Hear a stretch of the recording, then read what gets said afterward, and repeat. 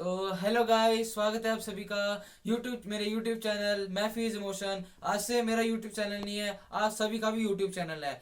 आपने मेरी पिछली वीडियोस में बहुत अच्छा रिस्पांस दिया था और पिछली वीडियोस में व्यूज़ भी बहुत अच्छे आ रहे थे, यानी कि आप लोगों ने वीडियो देखी है। और मेरे को आई होप कि आपने उन वीडियो से कुछ ना कुछ ज़रूर नया सीखा होगा। और अगर नया भी नहीं सीखा तो आपकी एक काइंड ऑफ रिवीजन भी हो गई होगी। तो बहुत दिनों बाद वीडियो आएगी, मतलब वीडियो में बहुत डिले हो गया है, मतलब है ना। पर आज जो वीडियो आएगा बट वो बहुत ज़्यादा इंपॉर्टेंट वीडियो होगा, है ना। हम ऐसा टॉपिक पढ़ेंगे जिसे हम फिजिक्स की बैकबोन भी कहते हैं, जिसमें हम कहते हैं कि आधी फिजिक्स निपट जाती है। ठीक है, तो उस टॉपिक को पढ़ेंगे आज हम। और वो टॉपिक होता है the most important topic given by the one of the most intelligent कह सकते हैं, फिर वंडरफुल साइंटिस्ट नोन है सर आइजैक न्यूटन। और उस टॉपिक का नाम है laws of motion. Class ninth का हम करेंगे। हम अभी तक सीनियर क्लास में नहीं जाएंगे लॉज ऑफ मोशन। आज हम सिंपल सबसे पहले पढ़ेंगे कि होते क्या है लॉज, है ना। क्या लॉज दिए, जैसे हमारे बहुत सारे जैसे अपने लॉज होते हैं इंडिया में, क्या वैसे से लॉज हैं, है ना, या फिर मतलब कुछ अलग हैं, है ना। तो पढ़ते हैं, जो देखते हैं, है ना। एक तो लॉ हो गया हमारा जो अपना जो क्राइम के लिए बने होते हैं, है ना। क्या ये वैसे ही लॉ बना रखे हैं, क्या क्या मोशन के लिए कोई ऐसा लॉ बना रखे हैं कि मोशन को इसके अंदर बंद अपना एक काइंड ऑफ फॉलो करना पड़ेगा इन लॉज का मोशन में, है ना। तो देखते हैं। तो laws of motion given by sir Isaac Newton, class ninth. तीन लॉज ऑफ मोशन है। तो बिना किसी देरी के मैं फटाफट से आपको तीनों समझा देता हूँ और उनके डेरिवेशन भी समझाऊंगा थर्ड लॉ सेकंड लॉ की। ठीक है, सबसे पहले तो लॉ ऑफ इनर्शिया। डेफिनेशन पढ़ देता हूँ सबसे पहले। Law of inertia, the tendency of an object the tendency of an object to be at rest और in motion unless an unbalanced या फिर outer force act on it. यानी कि एक ऑब्जेक्ट जो है ना, वो तब तक रेस्ट में रहेगा या तब तक मोशन में रहेगा जब तक उस पर कोई भी हम फोर्स नहीं लगाएंगे बाहर से।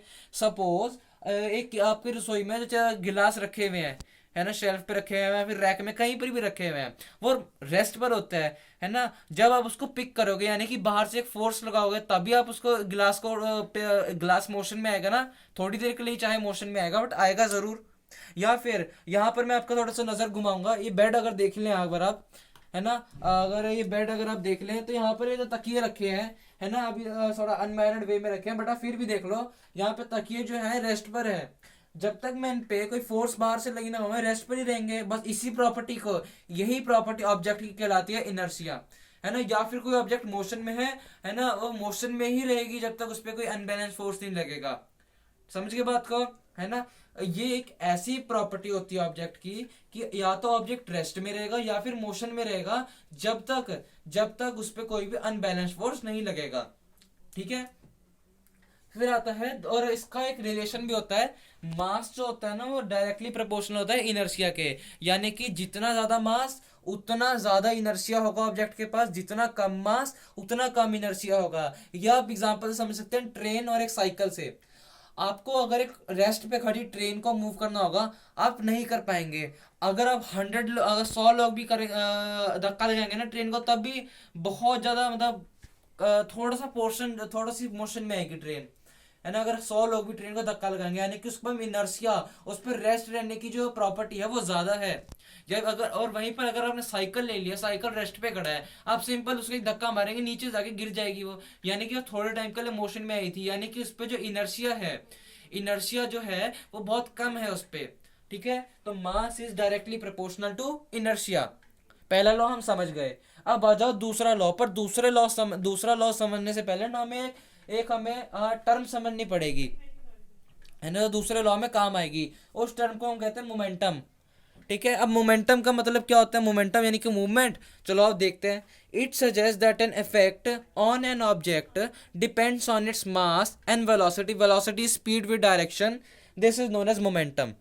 यानी कि कोई भी ऑब्जेक्ट जो है दूसरे ऑब्जेक्ट पे इफेक्ट पाएगा, है ना, वो डिपेंड किस पे करता है? उसके उस ऑब्जेक्ट के मास पर और उस ऑब्जेक्ट की वेलोसिटी पे। फॉर एग्जांपल, एक ट्रक है, वो 5 मीटर पर सेकंड की वेलोसिटी से चल रहा है, और अगर उसके सामने कोई इंसान आ गया, है ना, ट्रक की स्पीड तो बहुत कम है बट उसका जो मास है ना, सॉरी, ट्रक का वेलोसिटी कहेंगे, ट्रक का वेलोसिटी कम है बट उसका मास जो है वो बहुत ज्यादा है। यानी कि जो पर्सन पे इफेक्ट पाएगा ट्रक, वो बहुत ज्यादा होगा।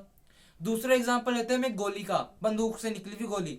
बंदूक से निकली हुई गोली का तो मास बहुत कम होता है, बट उसकी जो वेलोसिटी होती है, उसका जो स्पीड होता है वो बहुत ज्यादा होता है, और वो उसी हिसाब से इफेक्ट पाएगा, है ना। इससे हम क्या समझते हैं कि कोई भी ऑब्जेक्ट दूसरे ऑब्जेक्ट पे इफेक्ट पाता है, कोई भी ऑब्जेक्ट की अपना क्या कह सकते हैं कि एक ऑब्जेक्ट दूसरे ऑब्जेक्ट पे इफेक्ट पाता है, ये किस पे डिपेंड करता है, उस ऑब्जेक्ट के मास और उस ऑब्जेक्ट की वेलोसिटी पे। ठीक है, तो यही होता है मोमेंटम। मोमेंटम होता है पी से डिनोट करते हैं, और इसका फॉर्मूला अगर हमने मोमेंटम निकालना है तो होता है मास इनटू वेलोसिटी, सिंपल, समझ गए। मोमेंटम होता है it suggest that an effect on a body और object depends on its mass and velocity.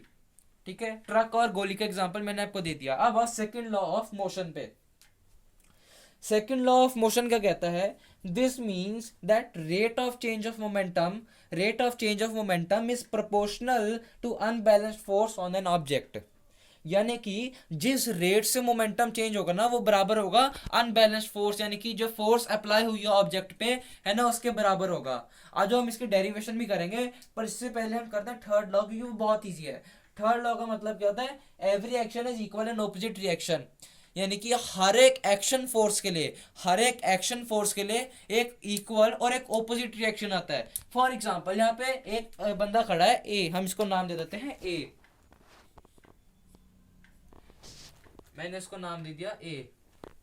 ठीक है, इस ए ने क्या करा, अपनी जो घर की दीवार है उसको गुस्से में था बहुत, उसने एक बॉल लिया लेदर का, है ना, और वो लेदर का बॉल जो उसने बहुत खिंचा के बॉल पर मार दिया, है ना। जब उसने वो बॉल मारा बॉल पर, सॉरी वॉल पर, उसने वो बॉल जो है मारा वॉल पर, है ना, वो होगा एक्शन फोर्स, यानी कि उसने एक्शन करा एक।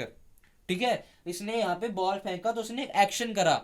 फिर क्या होगा, ये जब बॉल जो है टकराएगा वॉल से, और वॉल से वापस से दूसरी डायरेक्शन में चले जाएगा, वॉल से दूसरे डायरेक्शन में चलेगा, यानी कि बॉल ने पहले उसने एक्शन फोर्स लगाया, और फिर बॉल ने, है ना, उस पर रिएक्शन फोर्स लगाया, और एक किसकी डायरेक्शन में था, ये इस डायरेक्शन में था, ये इस डायरेक्शन में, मतलब कि ऑपोजिट डायरेक्शन होता है, और ये फोर्स का जो अमाउंट होता है बराबर होता है, बस यही कहता है ना। ये आप एग्जांपल भी ले सकते हैं, अगर आप किसी ऑब्जेक्ट पे अपना हार्ड मारेंगे, अगर वॉल पे हार्ड मारेंगे ना, तो आपके हाथ पे भी दर्द होगा, ठीक है। तो every action force has equal and opposite reaction. ठीक है, अब सेकंड लॉ ऑफ मोशन की हम डेरिवेशन करते हैं। तो स्टेटमेंट क्या कहता था सेकंड लॉ ऑफ मोशन का, that rate of change of momentum. अब रेट ऑफ चेंज हम कैसे निकालते हैं, रेट ऑफ चेंज हम निकालते हैं ऑफ मोमेंटम है, और यानी कि फाइनल मोमेंटम, है ना, जो हमारा फाइनल मोमेंटम है माइनस इनिशियल मोमेंटम, है ना, P final minus P F is proportional to unbalanced force on an object. ठीक है, अब अनबैलेंस फोर्स हमें पता नहीं, तो हम निकालेंगे वही चीज। तो final momentum minus initial momentum बराबर किसके होगा, फाइनल मोमेंटम क्या होगा, M into V final minus M into U initial. ठीक है, और ये किसके बराबर हो जाएगा, एम हम इसमें कॉमन ले लेंगे बाहर, है ना, अंदर क्या रह जाएगा, वी माइनस यू। समझे बात को, मैथमेटिक्स लगा के यहाँ पे एम और एम हमने बाहर ले लिया कॉमन, और अंदर क्या रहेगा, वी और यू, माइनस बीच में था, याद रखना। ठीक है, फिर हमने एक और चीज पढ़ी थी कि क्या बोलते हैं ना, अपना मोमेंटम जो है ना, मोमेंटम, एक और बात देखो, मोमेंटम जो है ना वो टाइम पर भी डिपेंड होता है, यानी कि पर्टिकुलर टाइम पीरियड में, है ना, मोमेंटम जो है टाइम पर भी डिपेंड होता है ना। तो यानी कि एफ इज प्रोपोर्शनल, यानी कि unbalanced force is proportional to, है ना, M into V minus U, ये, और अपॉन टाइम, यानी कि पर्टिकुलर टाइम पे मोमेंटम होता है ना, मोमेंटम टाइम पर भी डिपेंड होता है, इसलिए टी। फिर एक किसके हो जाएगा, F is proportional to V minus U upon T, किसका फॉर्मूला होता है, याद करो फटाफट से, V minus U upon T का होता है एक्सेलरेशन का, एक्सेलरेशन, यानी कि force is proportional to mass into A, है ना। अब यहाँ पे प्रोपोर्शनल होगा, यूनिवर्सल कांस्टेंट लगा देंगे जो कि होता है के, तो फोर्स इज इक्वल्स टू के एम ए, और यहाँ पे के का वैल्यू हो जाएगा 1, के का वैल्यू 1 इस तरीके से होगा कि 1 यूनिट ऑफ फोर्स जो होता है ना, वो होता है amount that produces acceleration of 1 meter per second and object of 1 on an object of 1 kg। तो इसी को हम इसमें लगा देते हैं, यानी कि acceleration of 1 meter per second, यानी कि ए की जगह 1 लगा दो, on an object of 1 kg, यानी कि मास की जगह 1 लगा दो, और 1 यूनिट ऑफ फोर्स है, तो इसी से हमारा के का वैल्यू हो जाता है 1। तो हमारा के यहाँ पे 1 आ गया। Hence unbalanced force on an object equals to mass into acceleration, mass into acceleration. और इसका जो ऐसा यूनिट होता है KG metre per second square, KG metre per second square. तो बस आज हमारा टॉपिक इतना ही था। सबसे पहले हमने पढ़ा लॉ ऑफ इनर्शिया, फिर हमने पढ़ा मोमेंटम क्या होता है, फिर हमने पढ़ा सेकंड लॉ ऑफ मोशन, फिर थर्ड लॉ ऑफ मोशन और इसकी डेरिवेशन पढ़ी। ठीक है, तो आज की वीडियो में बस इतना ही करेंगे, है ना। आई होप कि आपको ये वीडियो समझ आ गया होगा। अगर नहीं समझ आएगा तो कमेंट सेक्शन में आप अपने डाउट लिख सकते हैं, तो मैं आपका वो डाउट क्लियर करवा दूंगा। ठीक है, तो आज के लिए बस इतना ही करेंगे। फटाफट से अगर आप नोट्स बनाना चाहते हैं तो यहाँ पे देख सकते हैं यहाँ पे, ठीक है, और आप समझ सकते हैं। तो अब आपका हो गया होगा, है ना। तो आज की वीडियो में बस इतना ही करेंगे, है ना। अगली वीडियो में हम और नए कंसेप्ट इंट्रोड्यूस करेंगे और लाइट चैप्टर भी मैं कंटिन्यू करूंगा अब, है ना। तो आज की वीडियो में बस इतना ही। Thank you guys, love you all, है ना। मेरे चैनल को सब्सक्राइब करिए, लाइक करिए और इस वीडियो को ज़्यादा से ज़्यादा शेयर करिए ताकि आपके दोस्त, आपके रिश्तेदार वो भी नॉलेज गेन कर सके, है ना।